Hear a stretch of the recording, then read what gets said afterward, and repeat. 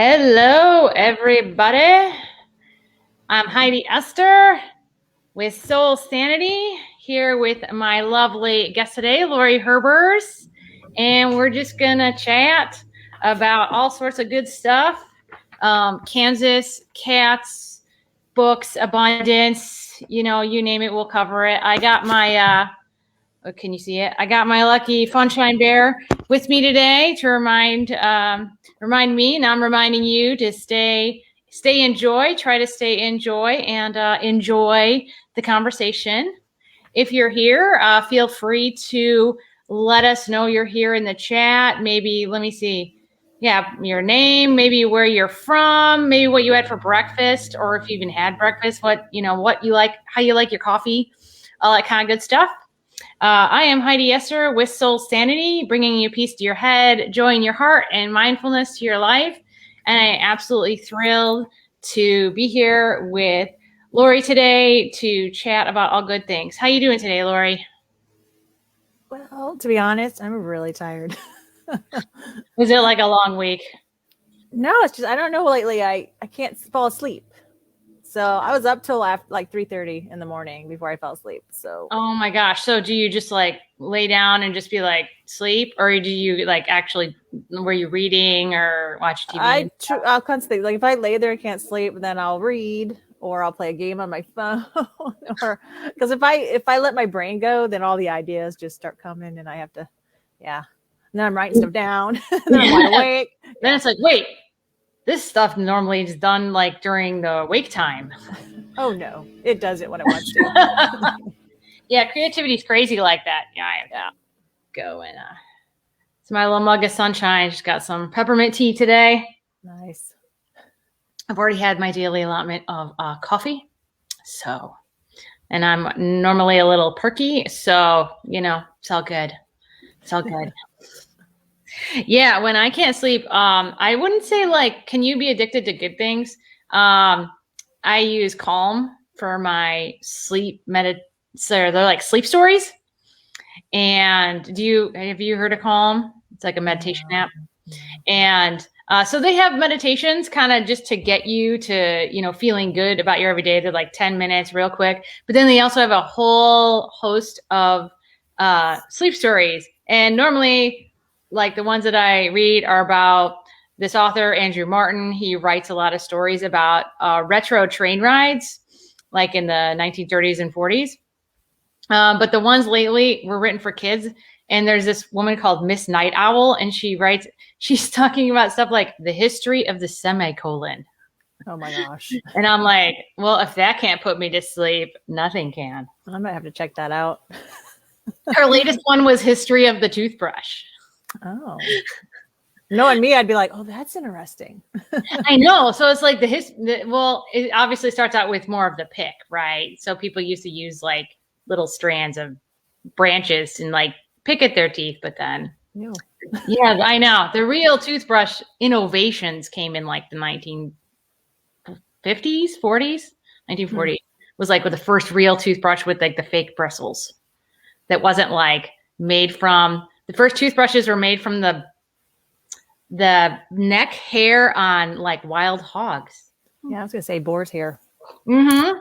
Boar's hair brush. You nailed it. Those.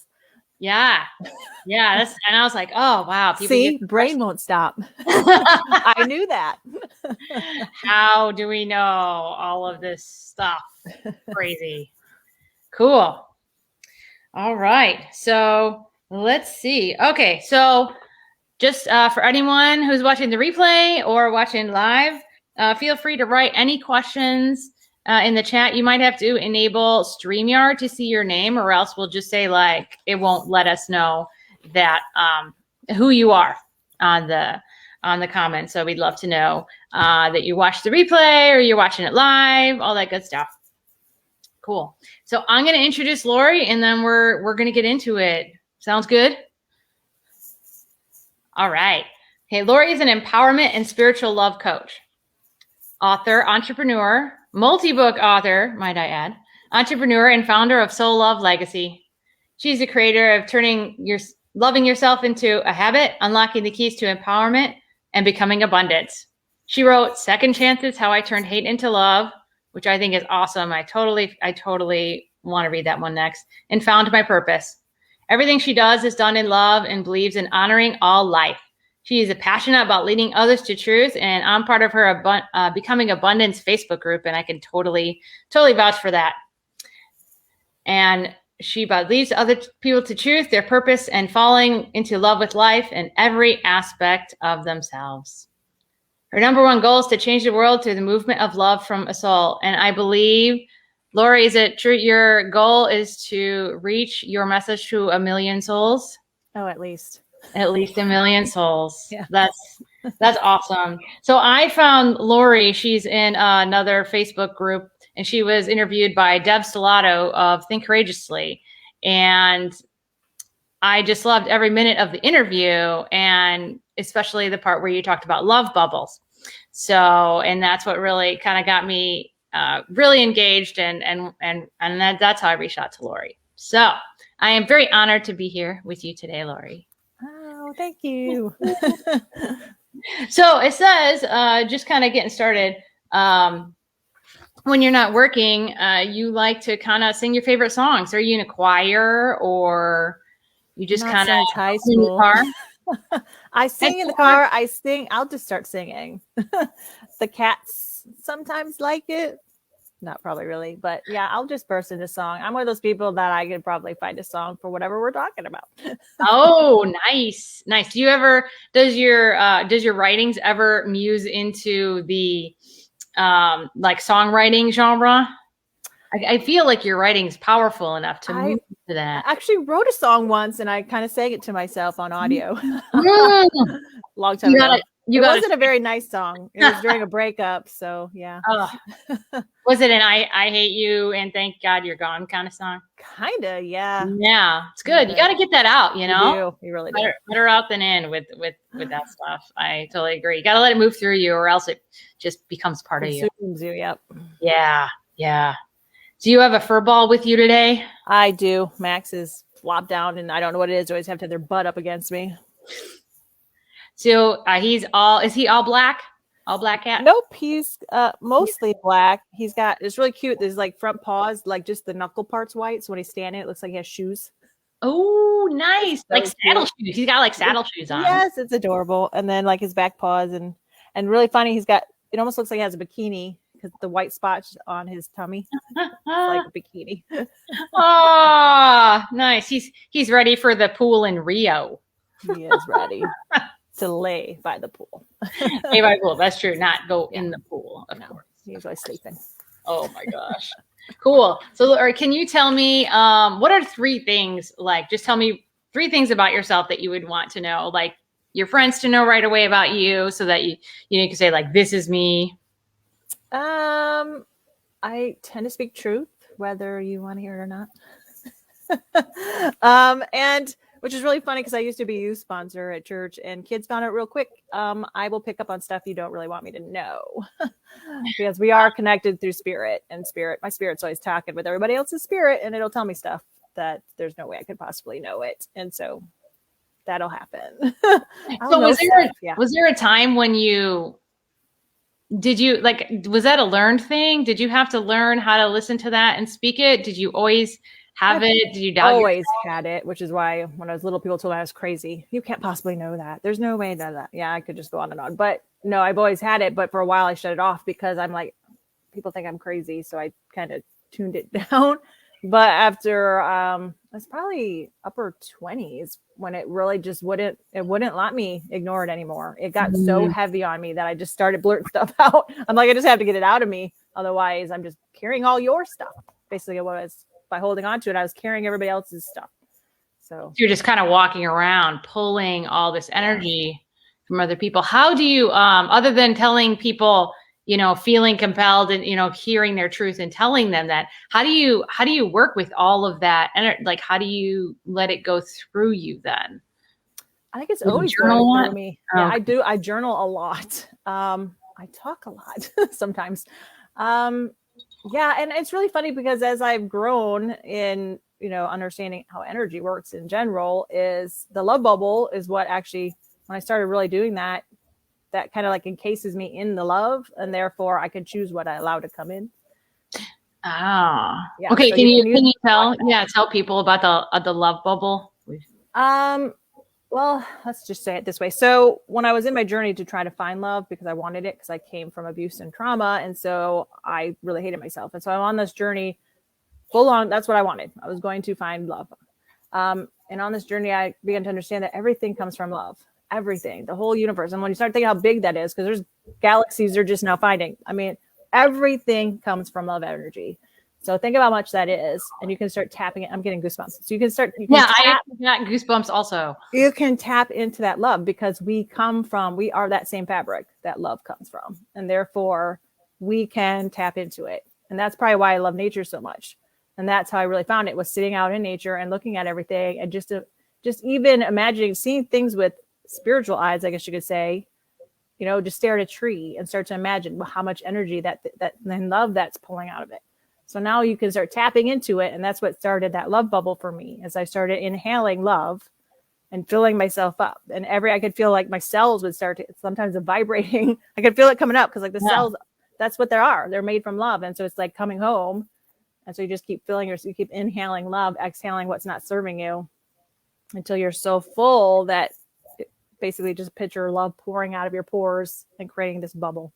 and so once you have this bubble, you can also picture like a tornado come through and suck out all the stuff you don't want in the bubble, take it down to the center of the earth to be reprocessed back into love and maintain that space. And so now you have this big shield, basically, of love.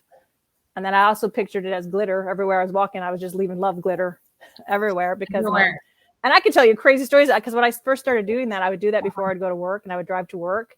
And for a while there, like every day, the kids were laughing. What animal did you see today? Animals were like running towards my car. I had a deer. I had an owl flying toward my windshield. So many rabbits, like so much. And then finally I'm like, oh, my love bubble's too big. I need to suck that thing inside within the car. There's gonna be a non-love incident. It really was. I'm like kidding. Like deer, like every day I'm like, oh, 2 deer just jumped out in front of me the day, and they're like, oh, what? Yeah. And then it took me a while to realize, because my love bubble was so big, it was attracting the animals. And it sounds crazy to say. I'm getting into the woo-woo people, but the woo-woo is real. I had to suck down my bubble, make it size so it was within the car. It took me like 2 weeks to go, what the heck is happening? All these animals, like the owl went really through me. It like flew towards me. Am I Snow White? Yeah, it was. Am I whistling too loud? Yeah. So that love is powerful. We just don't understand how powerful it is when we tap into the enormity of it.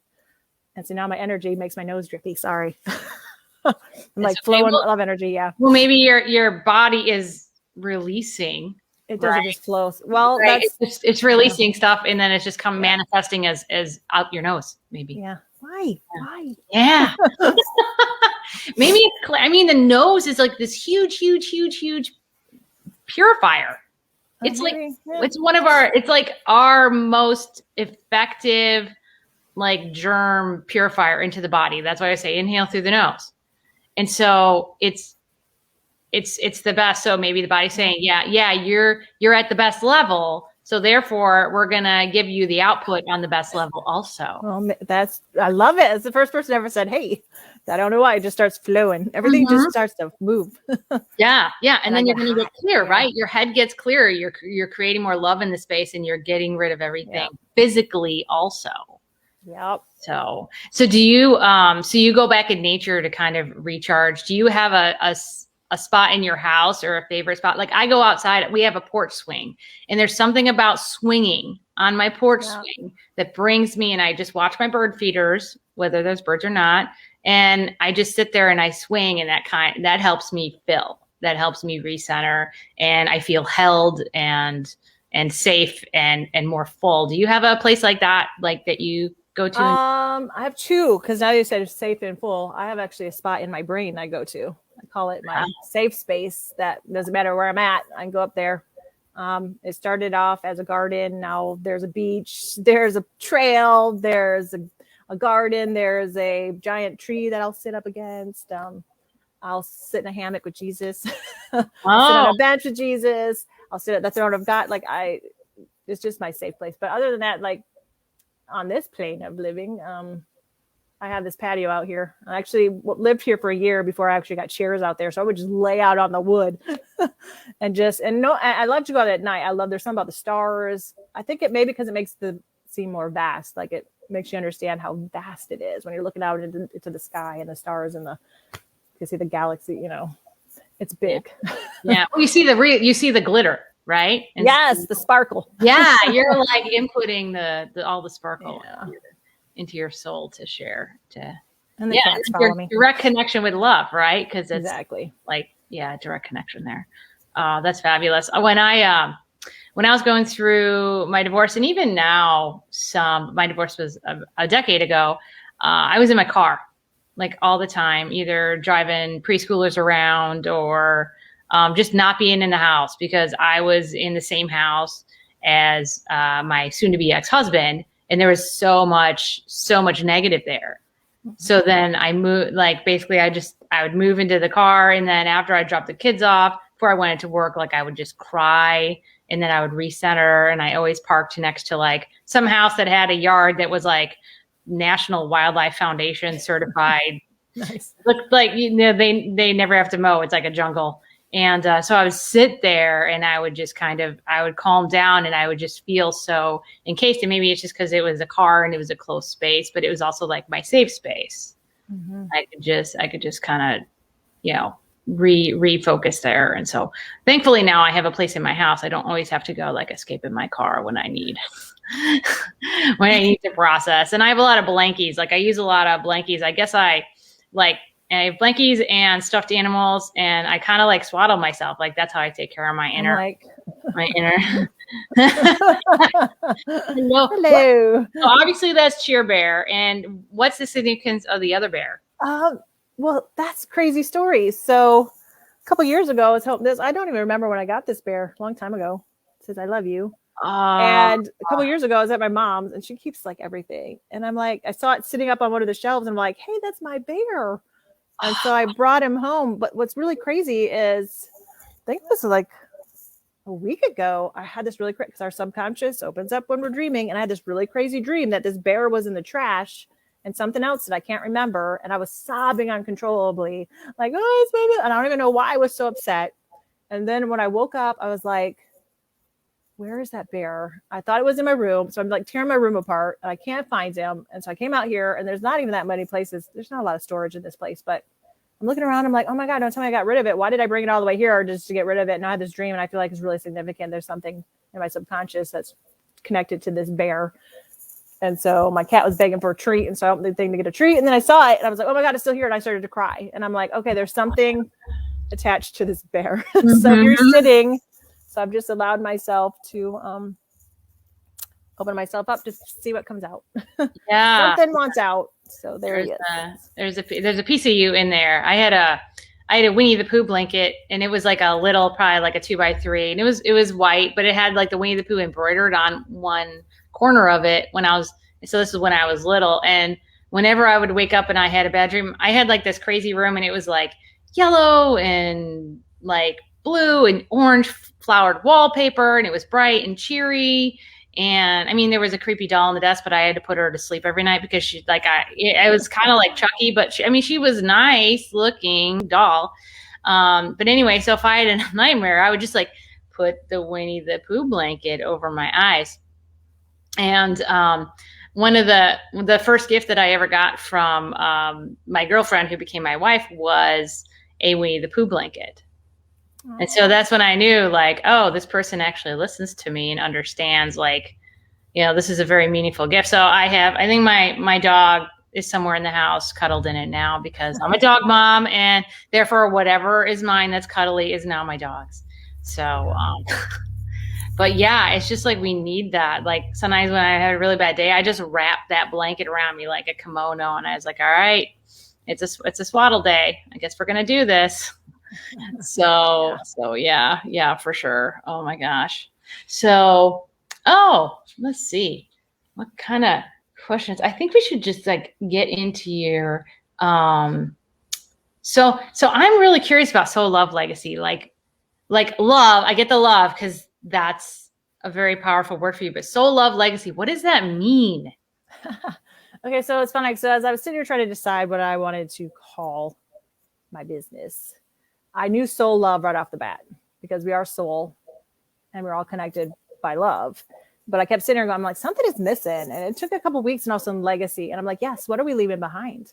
What are we leaving behind if not a soul love like we are all love? What am I leaving? And now when I think about what I'm doing, I'm like, what am I gifting to the world? The ability to love and to understand that they are love and they can love at this enormous amount. You know, we have this enormous amount of love and we're capable of channeling that and moving that love. And so, yeah, that's where that came from. So moving that, like, you know, through your clients and, you know, with your daughter, in the world, and just deep rooted. Yeah. I saw this, this is going to be totally random, but I recently watched a Netflix special on fungi about how they connect. So they help trees connect with each other underground. So trees basically like hold their hands / roots so that they can withstand life. So they share life together and they're like super, super connected. And it made me really think like, oh, fungi aren't just mushrooms that people eat. Like this is this thing that kind of takes the worst and reabsorbs it, right, to create life. All right. So it lets all the bad flow through to bloom this new life. And it really makes me want to go mushrooming or become a mushroom person. Even though most every time I see a mushroom, I'm like, I bet that's poisonous. I bet that's poisonous. Right. I like mushrooms. Like, I think they're very tasty. Mm-hmm. But yeah, so like we're all connected in that way and through time, right? Just like the life breaks down, but it's still there as nutrients and as, you know, as help to the future growth of, you know, of our planet or of the universe, really. So. I think that's why I love nature, because nature is telling us something. The fact that they're holding roots, I mean, come on. Yeah. They're holding hands. They're not saying like, oh, this is my yard. You're not tall enough. You don't have as many leaves as us, so we're not going to hold your hand. You're stretching into my yard. Yeah. It's mine. Your leaves don't turn as golden as mine, so I can't hang out with you. Exactly. Oh my gosh. Yeah. So that was a crazy awesome show. It also talks about the properties of mushrooms in helping people really connect with the universe. And so when they take like the mushrooms, they have these kind of like a trip, and yeah, it helps people connect with all the universe in that base energy that we're all connected. And so it really makes me want to like maybe try to find a safe space to do that. But like, I don't even, you know, I guess my drug of choice is coffee right now, but that's just, you don't need it. That's the thing. You don't need anything. Yeah. You just need to tap into that love. Yeah. Yeah. No mushrooms required. Nope. For sure. Cool. All right. So let's talk about your book. So I know from a previous conversation, you said this book wasn't on your list to write. And so, so what's the story behind that? And also, I was thinking about the title, like it's becoming abundance, not like creating, because you think about abundance, like abundance of wealth, abundance of time, and you think about like creating, like amassing abundance, but this is different. This is becoming abundance. So what is that? Well, you're in what's inside of you shows on what's outside. So if you look around your house, like right now, mine's a mess, which tells me my insides are a mess. I've been cleaning, but we're always becoming something. So either we're becoming more of ourselves or we're becoming less of ourselves. That's the thing. And a lot of the lies that we learn and some of our beliefs that aren't ours, they didn't just show up. I didn't just come out of the womb going, I am stupid and I hate myself and I'm worthless. Those were things spoken to me. And therefore I kept becoming, because I kept hearing it, I became more of that. Mm-hmm. So we're always becoming something, but here's the thing. We can choose to become abundance. We can have all the amazing things in our life. We can have love and joy and happiness. And we can have wealth. Some people think money is a bad thing. You know, money's the root of all evil. That's a belief that someone, you know, might have told you, and now you're listening. So now you're becoming fearful of money. So we're always becoming something. That's why it was not. And that's why I even thought about it, because it wasn't, when I started writing, I'm like, what do you mean I'm writing becoming abundance? Why abundance? Why not abundant? Because abundant means you stopped. You never stop. You got to a place. Right. So you always, as long as you're living, you're always becoming. So it's about embracing all that there is and all that you are, because you're a piece of this whole. And so, yeah, like it was not, I'm like, what do you mean I'm writing? I don't even know what this is. I had the title came to me, which is funny because this is happening to me again. I don't have the title this time. I just have the idea. I'm not sharing yet because it's new, but I started working on it. But this is also my way of telling you, we are connected to the whole. We have access to all information, to all knowledge by connecting. And so that's what this is where this came from, is by me connecting to all that there is. Yeah. So it's fluid, like the becoming is fluid. My yoga teacher, she would always say, like, all right, it's time for a balancing pose. So ing, right? You never get balanced. You'll never be balanced. So you're always balancing. So there's always that struggle. You're always going to have that struggle, and you're always going to be trying, right? You're never done. You're never not, unless you're, laying on the floor. And even then that's a pose, right? Being. Yeah. Then you're being, you're doing or being. Right. There's always the ing factor of everything. So, and now I say, like, I'm always writing and revising, but as a writer, you got to know when to say when. There's ending. There's an ending. Yeah, ending. There's an ending to this book. There's an ending. I'm going to write another one. Revising and the editing and the processing and the publishing. Yeah. Oh my gosh. Yeah, I'm in the middle of all that right now. I'm trying to. I'm almost done with my acknowledgement, so I'm almost at the ending, the official ending, and so looking into getting somebody to put it like electronically and do the publish thing and all that kind of good stuff.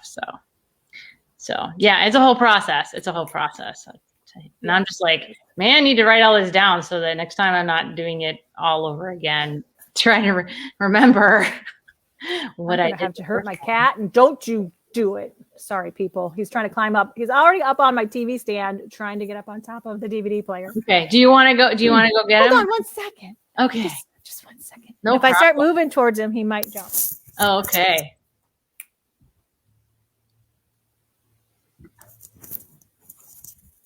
Sorry about that. Oh, my friend Heather is online. Hello, Heather. So glad to see you today.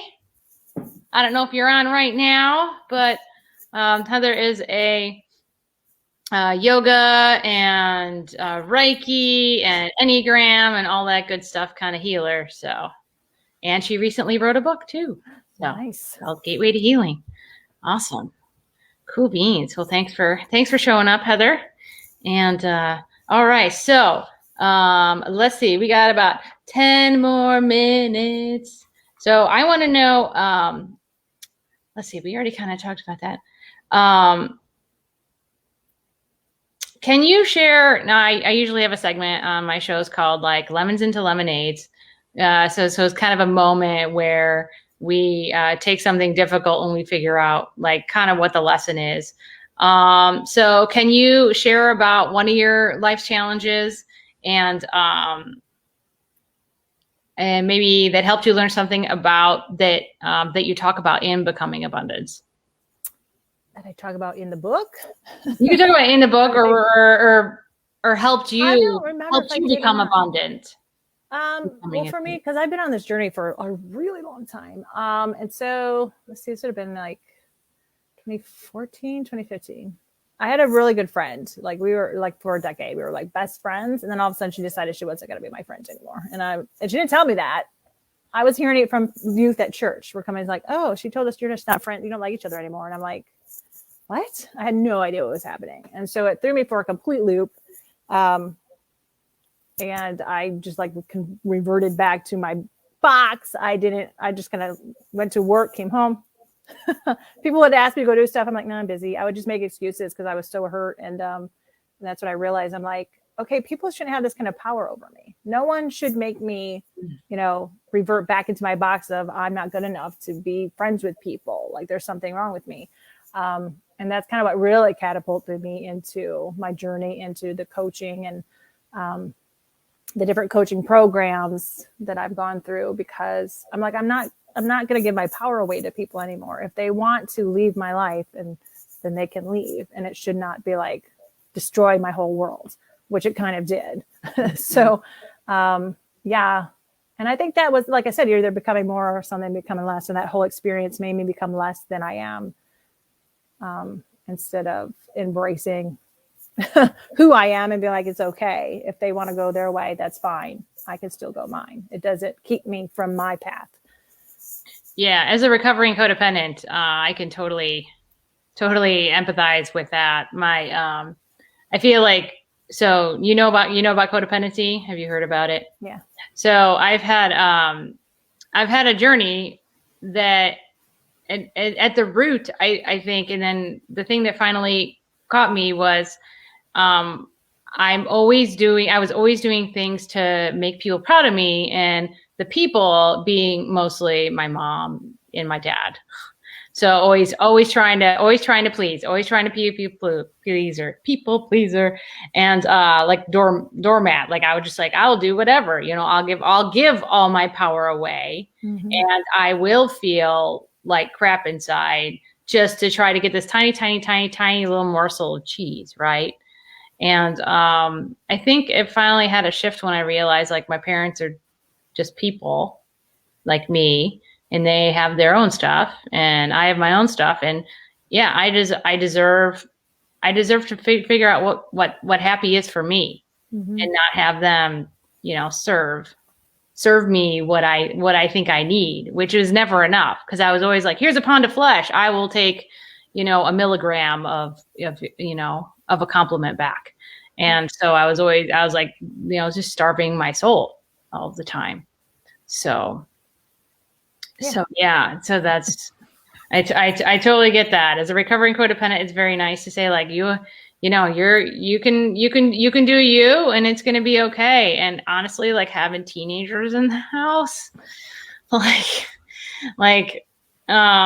guess I, stereotypically thought my daughter would be like more dramatic as a teenager. But my son tends to be a little more dramatic, and I'm like, wow, I feel like I'm watching myself as a teenager, and yeah, like I give them the lessons, like you got to let this go. You got to let it go. If you like them, but they don't like you back, you got to let it go. But in the end, I'm basically giving myself advice again. Yeah. And everyone's got to learn their lessons in their own time. Right. It's just like, no one can give you that. No one could tell you about your friend saying like, this is what you need to do to feel better about yourself. You gotta, walk that path on your own. And so, but it's very, I just want to say I read the book. I had it in the other place where my internet was crappy, so I don't have the copy right now, but I do have the book. And if you've ever read the Four Agreements, for any of you out there listening to this, Laurie's style is a lot like Don Miguel Ruiz. So he's a truth teller. Laurie's a truth teller. She talks, Don Miguel Ruiz has like 4 main points, and Laurie has a whole system of becoming abundance. And so you're turning this system into a class or a course. Can you talk about that? Yeah, it was so funny. Okay, so here I am. I'm writing a book that I didn't know I was writing. And then as I'm looking at it, as I'm finished, I'm like, oh my gosh, this is a program. Because I can tell you, these are all the things you need to work on, but sometimes it's hard when you're trying to do it yourself. And it's really funny because I took one coaching certification, and then there was like this empty space of time. And I was like, I really wish I had someone else to talk to, because we get so twisted up in our head sometimes. We need someone just to kind of help us recenter.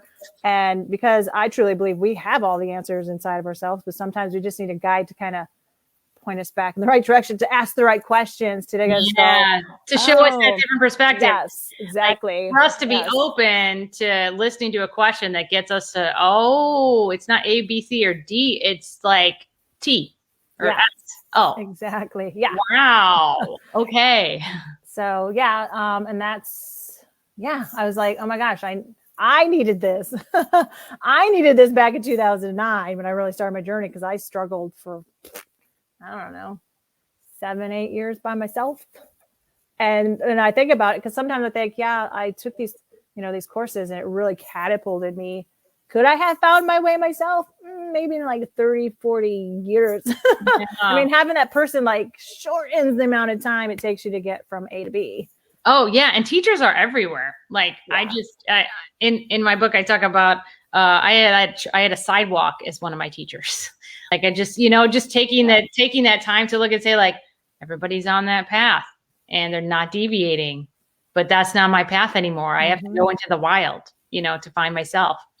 So we all need those teachers.